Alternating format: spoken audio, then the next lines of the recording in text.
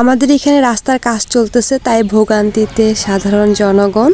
কিন্তু আজকে সাময়িক কিছু কষ্ট হলেও আগামী দিনগুলো অনেক ভালো একটা সময় আসবে, আর এই রাস্তা দিয়ে অনেক মানুষ চলাচল করতে পারবে ইজিভাবে।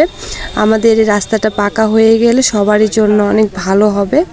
আর অনেক দিন পরে এই রাস্তাটা আমাদের পাকা কাজ চলতেছে, যদিও এই কাজটা অনেক আগ থেকে হচ্ছিল, কিন্তু আমি ভিডিওটা করে রাখছিলাম আর অনেক দিন পর ভিডিওটা ছাড়লাম।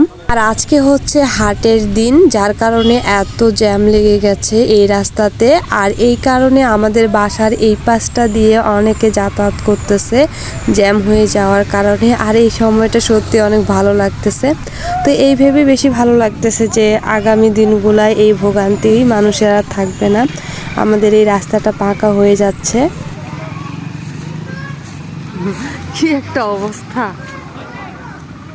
তো ফাইনালি আমাদের অপেক্ষার দিন শেষ। আজকে আমাদের রাস্তাটার ফাইনাল কাজ চলতেছে। এই কাজটা হয়ে গেলেই আমরা এই রাস্তা দিয়ে খুব সুন্দরভাবে চলাচল করতে পারবো, আর যে কোনো জায়গায় অতি দ্রুত আমরা যেতে পারবো।